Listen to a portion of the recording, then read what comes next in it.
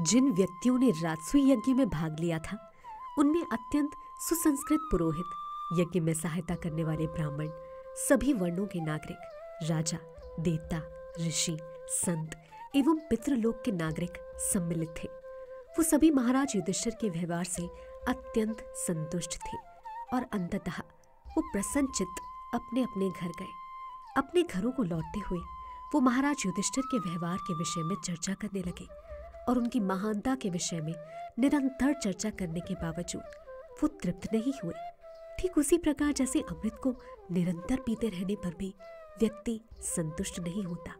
सबके प्रस्थान के पश्चात महाराज युधिष्ठिर ने श्री कृष्ण सहित निकटतम मित्रों को रोके रखा और उन्हें जाने नहीं दिया।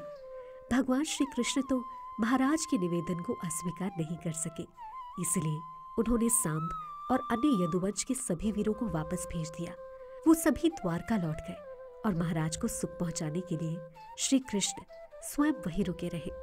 इस भौतिक जगत में प्रत्येक व्यक्ति की कुछ इच्छाएं होती हैं, परंतु वो उन्हें पूर्ण संतुष्टि के साथ पूरी नहीं कर पाता। परंतु श्री कृष्ण के प्रति अपनी अटल भक्ति के कारण महाराज युधिष्ठिर ने राजसूय यज्ञ का संपादन करके अपनी सारी इच्छाएं पूर्ण की। राजसूय यज्ञ के संपादन के वर्णन के अनुसार ऐसा प्रतीत होता है कि ऐसा समारोह ऐश्वर्य की इच्छाओं का महासागर होता है। साधारण व्यक्ति के लिए ऐसे भव्य महासागर को पार करना संभव नहीं है, तो भी भगवान श्री कृष्ण की कृपा से महाराज युधिष्ठिर ने अत्यंत सहजतापूर्वक उस सागर को पार कर लिया और इस प्रकार वो सभी चिंताओं से मुक्त हो गए। जब दुर्योधन ने देखा कि राजसूय यज्ञ करने के पश्चात महाराज युधिष्ठिर को अत्यधिक प्रसिद्धि प्राप्त हुई है और वो हर दृष्टि से तृप्त है, तो वो ईर्ष्या की आग में जलने लगा, क्योंकि उसका मन सदैव विषाक्त रहता था। वो उस शानदार महल से ईर्ष्या रखता था जिसे पांडवों के लिए मैं नामक असुर ने निर्मित किया था। वो महल मैं की चौंका देने वाली कलात्मक कारीगरी का उत्तम नमूना था और महान राजकुमारों, राजाओं और असुरों के राजा के लिए अनुकूल था। उस भव्य महल में पांडव अपने परिवार के साथ रह रहे थे और महारानी द्रौपदी शांतिपूर्वक अपने पतियों की सेवा कर रही थी। क्योंकि उन दिनों भगवान श्री कृष्ण वहीं थे, इसलिए उनकी सहस्त्रों रानियों के कारण महल सज्जित था। महाराज युधिष्ठिर के महल में ऐसी सुंदरियों को देखकर दुर्योधन को अत्यधिक ईर्ष्या होने लगी। वो द्रौपदी देवी की सुंदरता को देखकर विशेष रूप से कामुक एवं ईर्ष्यालु हो उठा, क्योंकि पांडवों के साथ द्रौपदी के विवाह के काल से दुर्योधन उसके प्रति एक विशेष आकर्षण रखता था। द्रौपदी के स्वयंवर समारोह में दुर्योधन भी उपस्थित था और अन्य राजकुमारों की भांति वो भी द्रौपदी की सुंदरता पर मोहित हो उठा था, परंतु उसे प्राप्त करने के प्रयास में वो असफल रहा था। एक बार मायासुर द्वारा निर्मित महल में महाराज युधिष्ठिर अपने स्वर्ण सिंहासन पर बैठे थे। उनके चारों भ्राता एवं अन्य संबंधी और उनके शुभचिंतक श्री कृष्ण वहां उपस्थित थे। महाराज युधिष्ठिर का भौतिक ऐश्वर्य ब्रह्मा जी के ऐश्वर्य से तनिक भी कम नहीं लग रहा था।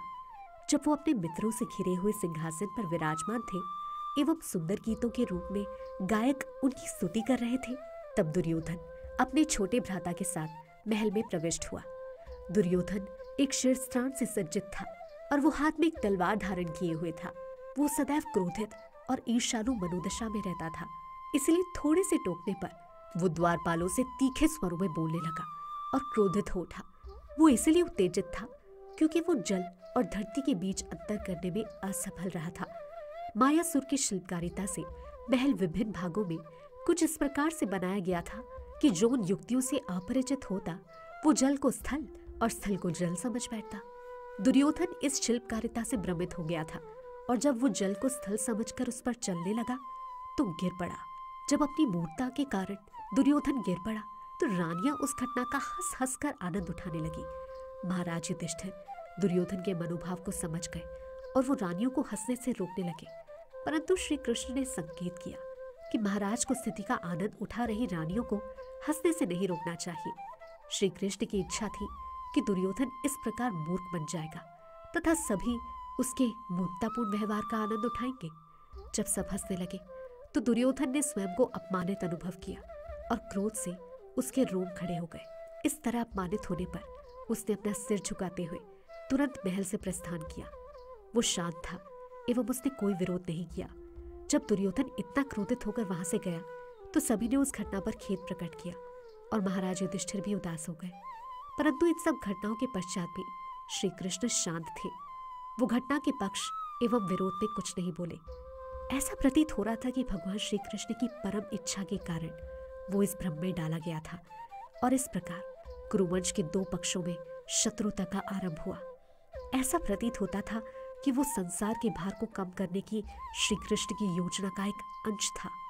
महाराज परीक्षित ने श्रीला सुखदेव गोस्वामी से पूछा था कि राजसूय महायज्ञ के संपादन पर दुर्योधन असंतुष्ट क्यों था, तो श्रीला सुखदेव गोस्वामी ने किस प्रकार उसका वर्णन किया जानेंगे अगले एपिसोड में। हरे कृष्णा।